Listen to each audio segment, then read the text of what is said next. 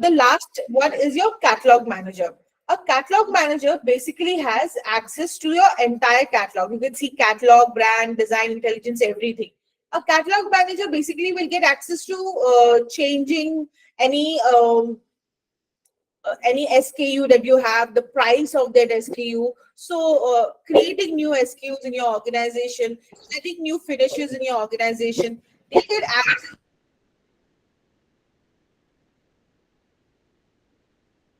They'll get access to all these sort of details. They can make changes in your catalog, in your base catalog itself, which we will show you now. So that person is your catalog manager. A single user can be given multiple access levels also. Like for the studio head, he can have access of all their details. So you can click on all the icons, or you can give curtailed access as in where required. And then next thing is your sales channels. Usually, most organizations will have only default sales channels.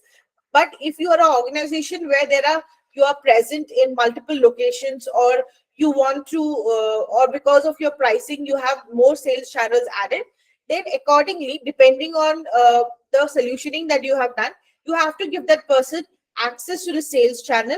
And the sales channel will basically we'll discuss sales channel in some time also. You can select whichever sales channel you want to give them access to, and same thing is price type, and then you can submit it. So once you submit it, that person will get a mail in that registered mail ID that you have given here, and they can go into Infurnia and open Infurnia's account. If when you are opening it, they might have to do forgot password there, so they can do that, generate a new password as per their requirements, and then log into Infurnia and start off. And from the date that you are adding that particular designer on a pro data basis, as meaning how many days of the month they have used, you have added them for, you will be billed accordingly. So this is about adding a new user. Then let's understand the access levels of all the four. The first thing that we were talking about is the project hub. So if you look at the project hub, the first here is the projects. So you can see all the projects that are ongoing in your organization. You can see who is the designer of that organization, and you can even open these designs. Like this is a project, and when I go inside, I can see the designs that are there in that project, and then I can go into view design. If I go into view design, I can see the design that was created in there, and you can also generate outputs. Like you can generate outputs here. If you look at here, you can generate any output here. Download output reports, meaning you can generate the pricing. You can generate. Let's say I'm selecting this. You can select whether you want to generate the pricing quotation, or you want to generate all output files like manufacturing outputs of it, like cut list, board layout, cam drilling, all the details, whatever you want to generate from it. But understand this, you can only view the design. You cannot make changes in the design, because the actual designer is still the designer who had created it. So you can view the design, but you cannot, you can generate outputs of the design also, but you cannot change the design. If you want to change the design, that particular designer who owns that design will have to share it here with you, and will have to give you like invite here, and will have to give you, let's say I'm giving her, you will have to give you edit access. So if they give you edit access, then when you open that store, you will see this design also, and you can make changes. But when you're opening it like this, you can see this, right? You can only view the design. You cannot basically make changes on another person's design like this. So that is one thing. This is about the project hub. In a project hub, you can also, out of the options, you can also lock a design. Like if a design is completed from your designer and you don't want them to make further changes on that design, then you can go ahead and lock the design. And the designer, they can make changes, but that changes will not be saved. It will still be retained in the original thing that you had logged it on. And only you, the admin only can unlock the design later also. So this way you can use the lock unlock feature as well, right? These are the three things that a project manager can do. Account manager, when we were discussing, user management is one thing that they will be able to do, add new users. And the second thing is billing. So in terms of billing, they can understand what is the billing, they can understand what is the they can download your bills, etc. They can understand if they want to add, if you want to have an add-on, like if you want to have additional licenses, or if you want to add any other thing like cut list.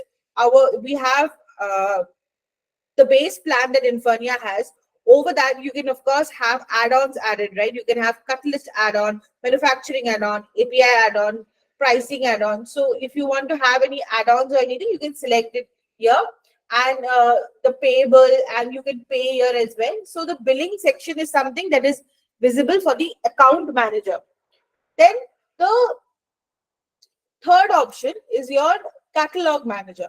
The catalog manager is somebody who has a lot of access in your organization. So, and they can make changes also. So if you go into catalog, if you go into furniture here, you can see all the modular furnitures or any furniture that you have. Let's say, for example, uh, in furniture, I'm going into base unit. So whenever you go into furnish, you go into insert and furnish. Let's say I'm going to base unit, same thing here. Whatever you can see in this carousel that you can drop here and use, that is what is coming from this admin portal. So a catalog manager can actually control whatever is given as a product offering to the designer to design. So here you can see that they can segregate it out accordingly. Now, how to segregate it out accordingly? You can see that in furniture there is base unit, there is filler, there is mid tall unit, there's tall unit, there's wall unit. So inside all of these, you guys who are basically developing your catalog or checking your catalog out, the catalog managers should go into each and every one of them and retain, like Infurnia by default will give you a set catalog for you to work with. But when when you are starting designing, let's say you went into shutter unit here. In base unit, here you can see the SKUs. Now you have to understand that here the base unit is the category. The first category is the base unit. Inside that, there are subcategories here. These are the subcategories. Now, what are the subcategories here? These are the subcategories that you can see. If you want to form another subcategory, you can add a subcategory here, name it, and form it. This is basically segregating your catalog in a way that is easy for your designers to understand. Now, after the subcategory, inside each of the subcategories, you have groups that are added. Like you can see, base unit with one shutter is a group. Base unit with one shutter, one shelf is another group. So these are multiple groups that you have. And inside each of the groups, you have multiple SKUs. These are the actual cabinets that are getting added. Like when you go into your design portal also, here you can see the different SKUs. And if I select 450 and I add it here, then the 450 size cabinet gets added. So this is the actual SKU. So inside all of them, these are the SKUs that are there. So you can go into any SKU. You understood the hierarchy here? Category, subcategory, all the groups, and inside each of the group, there are SKUs. So when your catalog is solution, it will be solutioned accordingly. You can go into each of these SKUs and you can make any changes that you want in this SKUs, considering you own it. Let's understand what is owned versus non-owned. You can see in some of the units, you can see a owned tag coming here. This owned tag means that this is part of your personal catalog, meaning you can make any changes you want on that. You can change the structure, the model name, the details, everything you can change it. But in areas where there is no owned coming, it means that this is part of the offering that Infurnia gave you by default, and you are not the owner of that particular cabinet. So you cannot make changes in it because Infurnia controls these cabinets. So owned ones, you can make whatever changes you want. Non-owned ones, you cannot make changes. So you can make very limited changes basically. So let's say this is my owned item. I can go into any of them. Let's select this, whatever you want. And you can go into the settings here and you can go into SKU properties. Like when you go into SKU properties, first thing you can change is the SKU name. You can name it whatever you want. You can put model number as per your requirement. You can also put, like you can change the height, width, and depth. You don't have to go inside the structure and change it. Height, width, and depth, which are the most important elements of a cabinet, can be changed from outside itself. So you can actually change it according to your requirement here. Then placement is that, suppose when you go into any cabinet, if you go into 3D and let's say I'm placing any cabinet here, by default, you might have noticed that the base units get added to base itself. Like if I look at base unit, by default, it will get added to the base unit itself. You can, of course, change the elevation here, but by default, it will get added to base unit itself. So you can actually specify whether you want the placement of that cabinet to be by default base, by default wall, or by default ceiling. If you select base, then that cabinet will by default get added to the floor. If you select ceiling, then like ceiling lights and all, it will get added to the ceiling. If you select wall, it will hover in between the both spaces and you can place it according to your requirement. So this is placement. You can also specify brand. Your What is lavish homes is here. specifying a brand? Like And my ever favorite Soham Sudi is filter it accordingly later in your design. ಚೆನ್ನಾಗಿ ಕಲ್ತಿದ್ದಾಳೆ ಗೊತ್ತಾ lavish homes. Later, what you can do is when you're searching for anything, here you can use the filter option. And in here, you have tags, sales channel, brands, and you can filter according to your requirement. So if you put a brand to a particular item, not necessarily a cabinet, let's say a finish, or let's say a wooden furniture or something, if you put a brand to it, later in your design portal, you can filter according to your requirement and choose from that brand only if you want. So those are the details that you can change. You can also change the display image. Whatever is seen here, right? This display image, if you want to change it as per the standards of your organization, then you can change it here in the display image here. Just select the image and it will be changed, right? Then when you are adding anything like a sofa, which is basically a model that you are uploading, if you are uploading a model, then you can upload a 3D model. We'll go into this in detail later. Last is your pricing thing. Like your pricing, you can price it according to your requirement. The pricing setup is something that you can do here. First set of pricing is price as completely built unit. And you can simply, if you select completely built unit, you can simply select the pricing here of that product. You can select whether you want a per unit pricing or you want a square feet or square millimeter pricing. You can put the pricing here, you can put the tax, your margin, and update it. You can also decide if you want to exclude certain items from that pricing. Let's say from the pricing that you are putting here, you want to exclude handles because handles will be priced separately. Then you can exclude the cost of it. For a completely built unit, it means that a cabinet that is there, it is priced as a completely built unit. It will be priced as per the square feet of the area covered, like the shutter or the cabinet dimension. If a cabinet is 600 by 720 mm, then it will be priced as the area of 600 into 720 mm. And if you put the per unit pricing here as square millimeter, then whatever default pricing you put, let's say 100 millimeter you have, then if I put 100 rupees here, then it will be accordingly 100 into 100. So as a completely built unit, you can use it. So for people who are on a base plan, completely built unit is something that you can use. If you want to upgrade to raw material pricing, where the pricing is something that is generated as per the actual raw materials and components used, you can go for price from constituent, which is a much complicated and much more accurate way of pricing.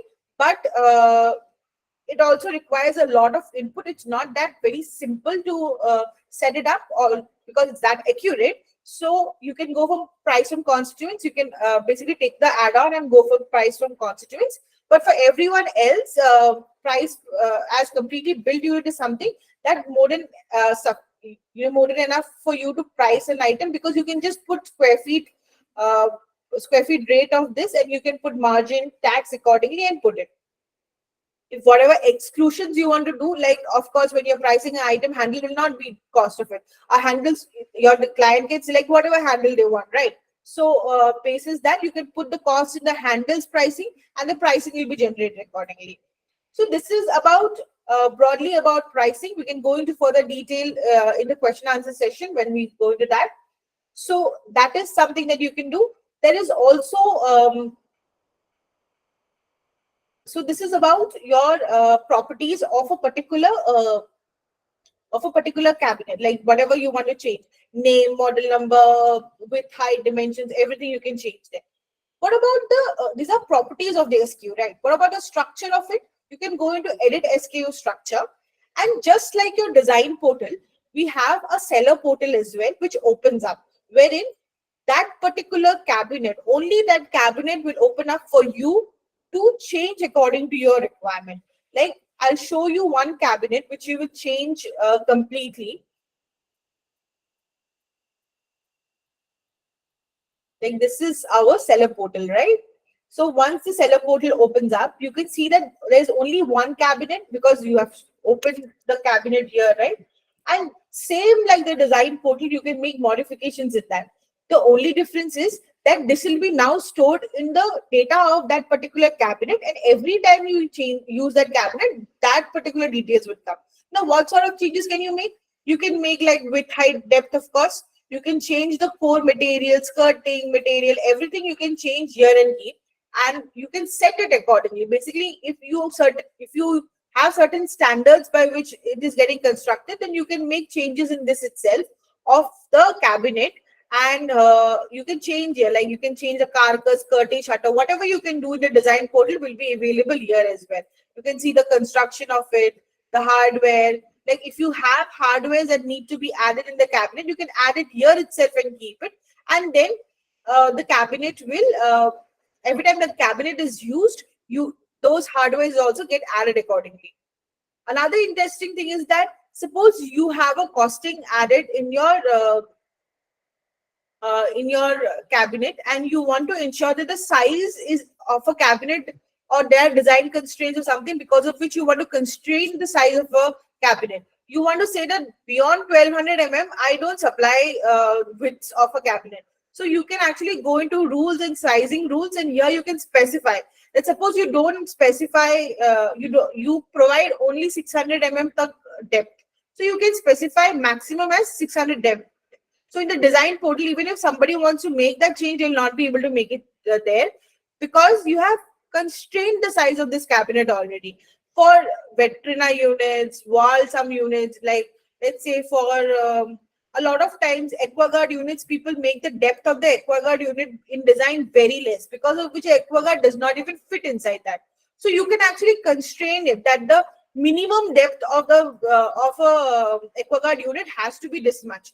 So like that, you can specify the minimum and maximum of a cabinet and keep it, right? So in this way, you can change, you can apply rules to a particular cabinet also. Then you can specify, of course, the skirting options and everything you can specify here. Then let's say the internals of this particular cabinet. Let's say I have this cabinet, and I want to do this, that I want to modify this cabinet itself to have a drawer. So I'm basically creating a new type of cabinet. So if you want to create a new type of cabinet, what you will do is that you can select this particular item and you can clone it. You have the option of cloning an SKU. If you want to create new types of designs, clone it into a new group. You can create a new group here. In the same thing, if you create a new group, let's say I'm just adding it as test here, so that you have the option. And when you create it, that particular SKU, you have cloned it now, and then you can open the SKU structure of this particular, like you can see test will be here somewhere. Yeah, this one. So you can see here, and you can open the SKU structure of this one and make modifications there. Now, let's say after you have opened the SKU structure there, let's say you want to modify it such that here you want to have a drawer. Then select the partition, go into partition, add a drawer. Select that, your drawer will be added. Now, this particular drawer, you select it, and then here you mark it as internal. And then you can see that this particular cabinet, when you save it, this particular cabinet will have this drawer added whenever you add it. So in this way, you can make different types of cabinets also as per your requirement, and different types of wardrobes, different types of tall units, etc., etc. You can make it as per your requirement. Let's say I want to modify this into a tall unit. where I have built-in appliances and all added. So although you already have like in furniture in tall unit, sorry, in furniture in tall unit, you already have a lot of cabinets added here itself. But suppose if you want to modify something or create new items, then you can do that also. So just for the sake of example, I'll take this only. Uh, let's say I want to make this into a tall unit. So let's say I'm just hiding the countertop. You can do it in the same way that you are doing your in your design portal. You are selecting this. You can see it was a base. It was a base unit. So it was half frames. So I'll go into construction. I'll go into carcass. Here I have rail option. I'll make it full. So the carcass becomes full now because the tall unit will not have half frames, right? So you select this particular thing and you make the height of it 1960, let's say. So I made it 1960. The height increased. This drawer I will delete it. I'll remove the drawer here. So I also want the dimension width-wise as 600 mm.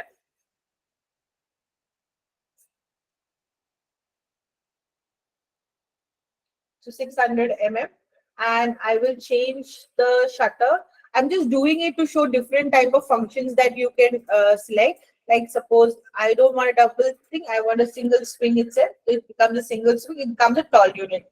Then after becoming a tall unit, if you want to make it into, let's say, an appliance unit, if you want to make it into an appliance unit, then you can see here in shutter system, you can remove shutter here. So once you remove the shutter here, let's say you want to make further changes, you want to add like this particular partition, you want to make it into a 600 partition first. So you can go into partition dimension, you can specify the dimension of this partition, then the partition is done. Inside this partition, let's say you want to have two drawers. So you can just go into the partition here, add two drawers. So if you select drawers, two drawers will get added here. Now, these drawers are now internal. You want external drawers. So you can go into the drawers system here and mark it as external. So both the drawers will now become external. Now in this partition, you want to have again three partitions. So you can go into partition and you can go into shelf, create, put three. Oh, sorry, I did not want three. I wanted three partitions and two shelves. So I'll simply select this partition here. I'll go to partition and I'll put like two shelves here. Once I put the shelf, this particular partition will become separate. So I'll select this. I'll go into partition again in dimension. I'll specify it as, let's say, 580. If I specify it as 580 and here I want to add a oven unit, I'll select the partition, go into partition, go into customize. Here I have built-in appliances. So if I go into add, I have like oven, cooktop, whatever. I'll just take any of these options. I'm taking, okay, you can see the standard of this also. It's 595 is the base. So I have to ensure that my partition is more than 595. So I'll just put as 600 here. So you can go into this partition now. All the cabinets, when you go into the partition, you can go into partition, go into here and built-in appliances, and here you can add an appliance. Okay, this appliance has a constraint on it, so I will add something else. So you can see that the appliance gets added. That appliance had a width constraint on it, so we had to change the width. But you can see the appliance is now added here. Same thing on this. If I suppose want to add a oven to this, then I can add again. I can make it. Let's say I'm making it 380 here, and I'm selecting this. And I'm going into partition, going into customization, adding a built-in appliance of built-in microwave. I'm adding. Now this also gets added. Now the last one, I want to make it a flap up. So I'll just select this particular partition, go into partition. Here in the customize option, I also have add shutter system option. I'm selecting shutter system and shutter gets added. I select the shutter and in the shutter mechanism, I can make it whatever I want. I'm making it single lift up. So now this becomes a lift up. So you can see this becomes a lift up. This becomes a drawer, and this becomes a drawer. If you want to add any accessory on the drawer or make it tandem or anything, you have that option also. You can go into drawer in accessory type. You can add a basket or tandem, whatever you want. So in this way, you can actually modify the entire cabinet and create new cabinets also if you want, and save it. Just clone anything and save it, and it will get created accordingly. Now, not just your SKU, you can clone entire groups also. You might say, I don't own this item, but I want to make modifications on that. We're using the same standards that Infurnia has. You can clone the entire group. Just go into edit group and clone the group. If you clone it, it'll ask you the location where you want to clone it, and you can clone the entire group, right? So this is how you can create your entire catalog itself. You can go into seller portal. Everything is same to same as a design portal, and you can only some items of course are constrained, because no wall tool, no, all this are not required because they're cabinets, right? So you can modify the entire thing, and then you can create new cabinets if you want. So this is how you create them. Second thing that we want to discuss, somebody has just asked me how to change drawer height in wardrobe. We will just go into questions after this entire session goes over. Then next thing is about how to add anything from the warehouse. So you have to understand that the warehouse is something that Infurnia controls and keeps adding new items. Like in your catalog, when you go into catalog, you have the option here of add from warehouse. And this is the warehouse where anything which are not part of your catalog, and Infurnia keeps publishing new items here. Like as and when our design clients keep telling us about new things, finishes, hardware, everything, we keep adding new items. So you can actually go into there, select whatever you want. Let's say corner units. You want to see any of the items, you can simply select it and apply it, and it will get added in your organization. Similarly, not just Infurnia, we have other organizations also where we put up stuff. Like Infurnia's catalog basically is about cabinets and everything, right? Hardware, cabinets, finishes, a lot of things are there in Infurnia. But we also have Material Depot. The Material Depot is something where it's a very large collection of finishes of different brands, like let's say Merino, Century, Green Lamb, everything. There are a lot of finishes that are available in the Material Depot, and uh, opening the Material Depot takes a little time because we have put in so much information on that. Whatever is available in the Material Depot, here you can go into finish, and when you go into finish, um, just one second. So once your Material Depot opens up, right, and because we have added so many finishes there, you actually have the filter of putting, like you can filter by brand. Like let's say,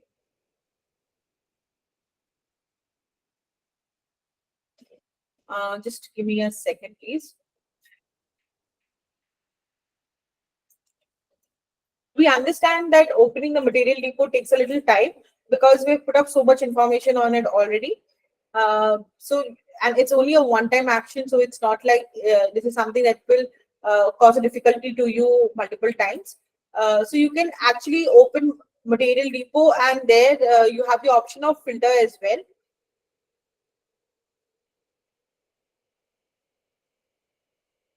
Just one second.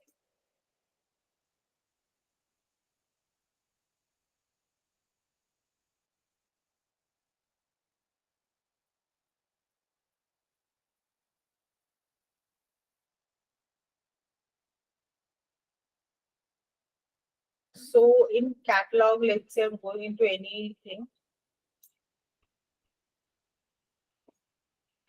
I'm doing add from warehouse. Here you have the filter option. So you can actually filter by whatever brand you want, and basis that whatever is available in that brand will be shown, and you can select from that and add it into your catalog. So this is how you add new finishes and everything from our warehouse. But what about this is furniture, right? You understood everything about furniture. Now, what about if you want to add new finishes or anything to your catalog?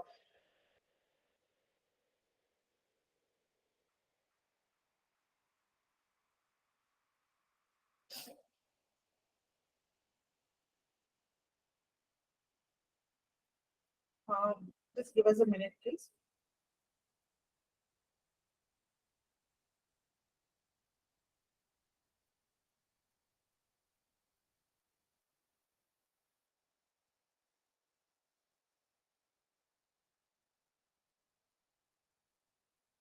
So let's say if you want in your catalog, there are finishes, right? So if you want to add new finishes in your catalog, what do you do? Let's say I'm going to acrylic. Again, same concept of category, subcategory, groups, and inside all of them, the actual SKU. So in that case, what you do, you can create another subcategory if you want. Let's say I'm adding a subcategory here of XX, and I'm just submitting it, and your subcategory gets created. Inside this, you can add a group. You can name the finish. Let's say I'm naming it white, and you can put the order here. Order means what will be seen first. In what order it will be seen in your catalog. Like you can see 1, 2, 3, 4. Like these are ordered accordingly. So that is order. So you can put one here and you create it here. Now you have created a group. Inside this, you can add a finish. So you click on the add symbol here, and here you can name your SKU whatever you want. White. You can describe it as high gloss if you want. You can put model number. You can put viewing order as one. Product thickness according to the thickness of the finish that you have. If it's zero point 0.8, it's zero point 0.8. If it's 1 mm, it's 1 mm. You can put any brand that you want to use. You can select the brand. Then you can add the material details, like the digital image of the material. Like let's say I'm going to add material here. You can specify whether it's a laminate, it's a glass, it's a granite, what is it? So whatever finish you are adding, you can select accordingly. Like let's say I am adding a acrylic finish. So I'm selecting acrylic. And then the texture you have to upload. So upload the texture. Any digital image that you have, you can upload it here. And as soon as you upload it, like I'll just take any example here.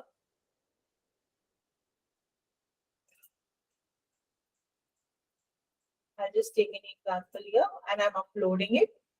And you can see that it's uploaded now. All these details, if you want to make a change, you can, but it's already preset according to type of material template that you're using, and you can add it. And once you have selected this, you just submit it, and this product will get added as a finish there. So now you have made a new finish. Same concept for adding any finish on your organization. Anything. Like if you want to make any finish in your organization for countertop, for acrylic, laminate, anything you can add in this way. Then another thing is about adding any ply, like different types of ply. You can go into hardware, you have ply. Then when you have ply here, already all the plies will be available. You can add from warehouse here. But if you want to make a new type of ply, then you simply have to we always suggest that you just clone the item, and you can clone it here, let's say. And let's say this time I want to make a 22, I'll make a random 25 one, and I'll make this as also 25. Like the group name, I'll make it 25, and I'll SKU name also 25. And I'll clone the sales channel that it's available in. And when I'm cloning it, it will get cloned here. You can see 25, and then I will go into the properties of this. And when I go into the properties of it, only thing I have to change, earlier it was 12 mm, right? Thickness now will be 25 mm. So you just put 25 mm. If you want to change brand or any name or anything, you can change it. You just have to change the thickness of the ply and a new ply gets added. It's that simple. So you don't really have to wait for any catalog update or anything. You can go ahead and create multiple plies like this according to your requirement. It's not just about BWR ply, even HDHMR or anything that you want to do, you can do that. Second thing is that what about this is post laminated boards, right? So there is no linking of finish here. But what if you want to have like pre-lam boards that you want to add? So in that case, you can basically create another pre-lam board category that you have. Let's say pre-lam boards, you can create one and you can submit it. Let's say you have created a subcategory called pre-lam boards now. Now, when you created a subcategory,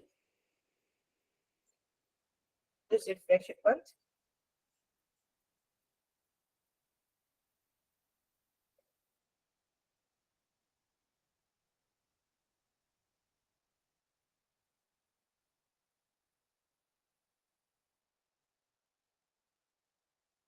So prelam you created, right? A new subcategory you created.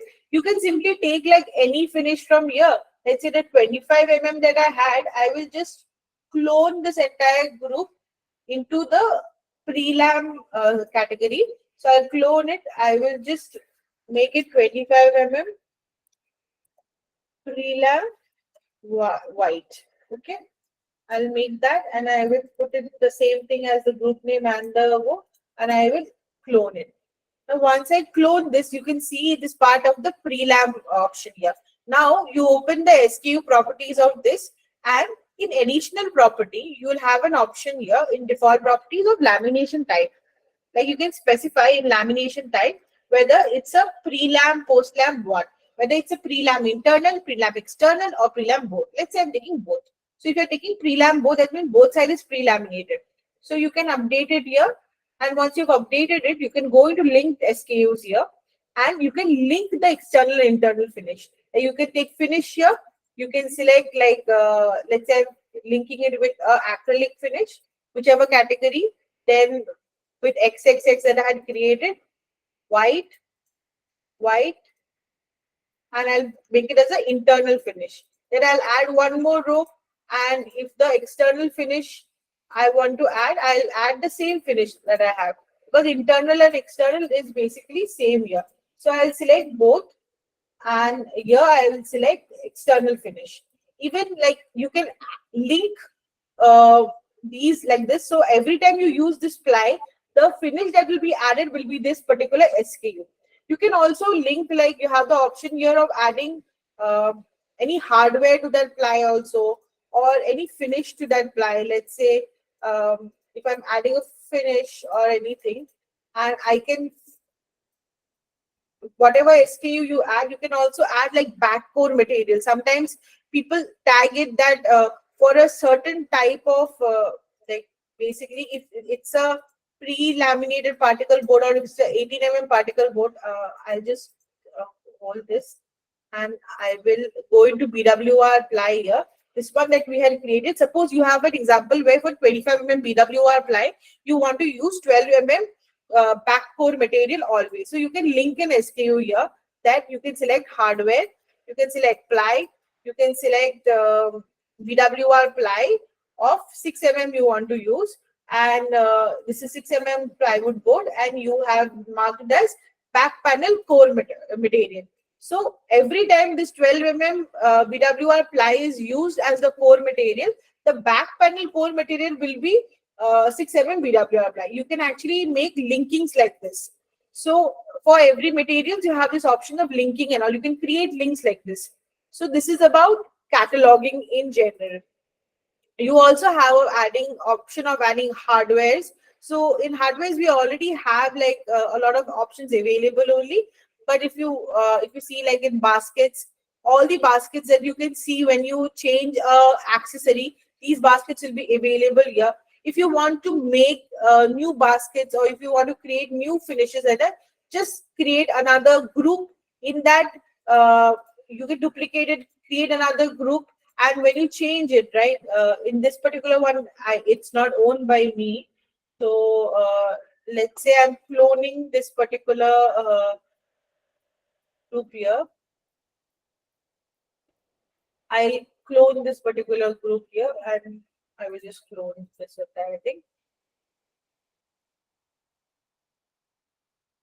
And if I want to add a different type of model here, then I can simply change the 3D model inside that, and the model will change, because technically these models that are shown in your Infurnia design, these are 3D models only that we have uploaded, right? So if you change the 3D model of it, then the model will change accordingly. Like in this, right now a model is added. Like I go into SKU properties here, I can see here that in 3D model, a certain model is uploaded. You can just change the model here, and the model will get if you have a SketchUp model that you want to upload, you can just change the model here. So in this way, you can actually create new accessories or new. This works for adding new furnitures and all as well. So in this way, you can actually do a lot of additions in your catalog itself. So we have gone through everything. There is, of course, a certain section of design intelligence, which is about putting design constraint, automating your design, etc., which is a discussion that we will have a session on. And we will also have one more session in the upcoming month about pricing, about how to set your pricing as per the CBU pricing and how to set it as per raw material pricing. But for today's session, this is an overview that we wanted to provide. The last thing that we wanted to discuss was the preferences and settings, which is about if you want to preset certain things, like in your global, when you are designing, right? Here you have global preferences and settings of cabinets and everything. So this is one thing that you can set for your design. But for your entire organization, if you want to set things like this, we have something called preferences here, where everything is here, like cabinet preferences, same thing. So you can set it for your entire organization. So at a design level, you can set it here, but for your entire organization, you can set it here. And any new design that is created by any designing organization will by default take these elements, take these finishes and everything when they start the designing. The hierarchy goes basically the preferences that you suppose you have not set. The hierarchy goes that you can, at a design level, you can make changes by selecting the cabinet, right? You can select the cabinet. uh, at a design level, you can basically select the cabinet, and you can make any changes here. So this is the ultimate truth.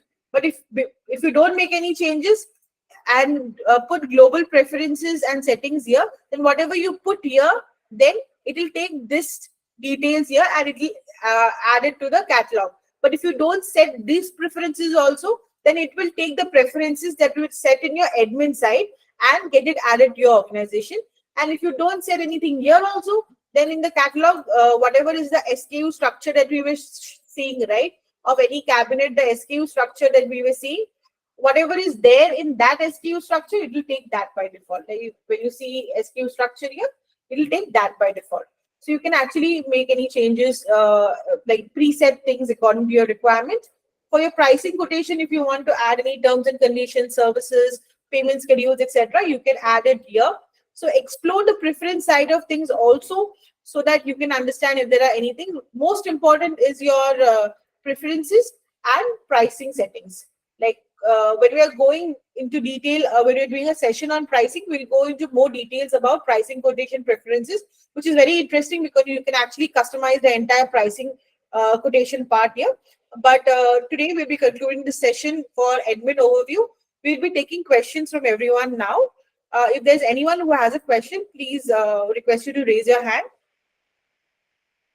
We will first take the question from Lavish Holmes, who had asked about drawer heights in wardrobe. So basically, if you just select any drawer in, are you there on the call?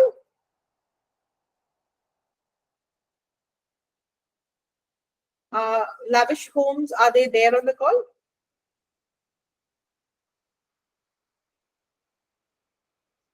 Okay, anyway, for other people also, we'll just tell anyway. Basically, if I open a SKU structure of a wardrobe, right?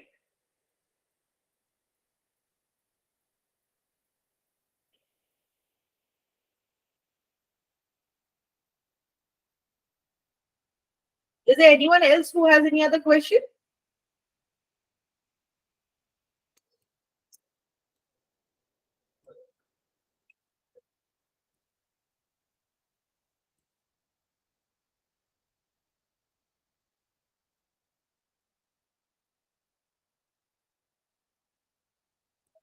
So if you see this particular wardrobe, there is a drawer here.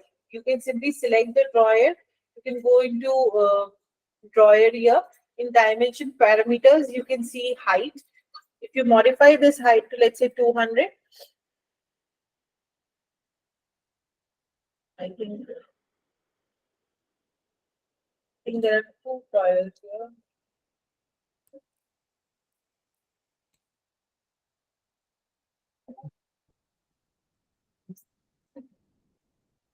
The partition here is the problem. This is out of calculated.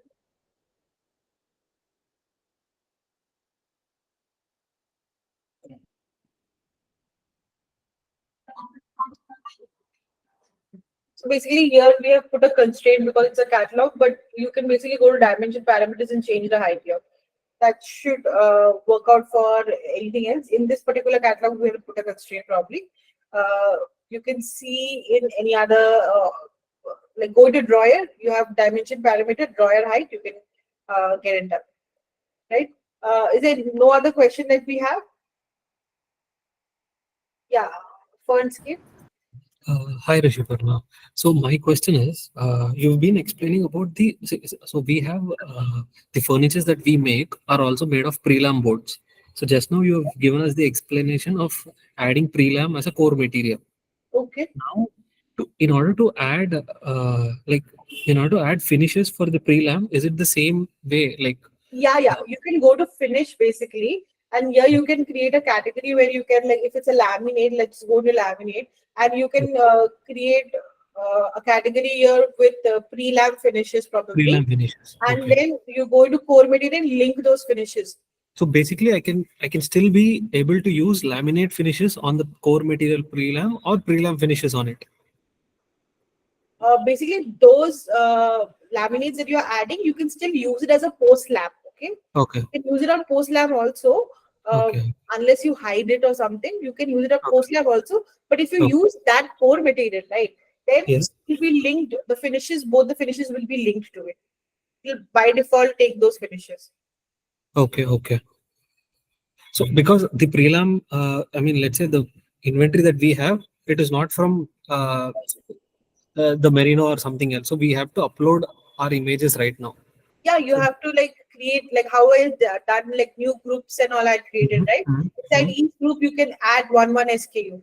Create One is new groups, like don't create new SKUs inside all of them. It will be difficult for you to filter in your catalog. uh, okay. Create new groups for all of them. Like here you can see, right, each is a new group, and inside each group add one laminate. Unless you have like multiple thickness of the laminate, you don't put it inside Okay. one group. Okay. Okay. And once you do that, you will get all your finishes here, and then you can go to plywood, and you can link all of those basically, Okay. right? You can Okay. create one pre-lam panel, Prelam something like that. segment. Okay. You can create one Category. pre-lam, and then you can use it accordingly. Okay. Okay. Anyone else has any other question? Okay, if there are no further questions, then thank you so much for attending this discussion today. We will be taking the upcoming session on how to design bathrooms. We were getting a couple of queries about wall panels, creating coves, lights, etc. So we'll be taking one session next about how to design bathrooms on Infurnia, and request you people to attend the same. You'll be getting mailers announcing the same. See you there next week. Thank you. Thank you, ma'am. Thank you so much. Thank you.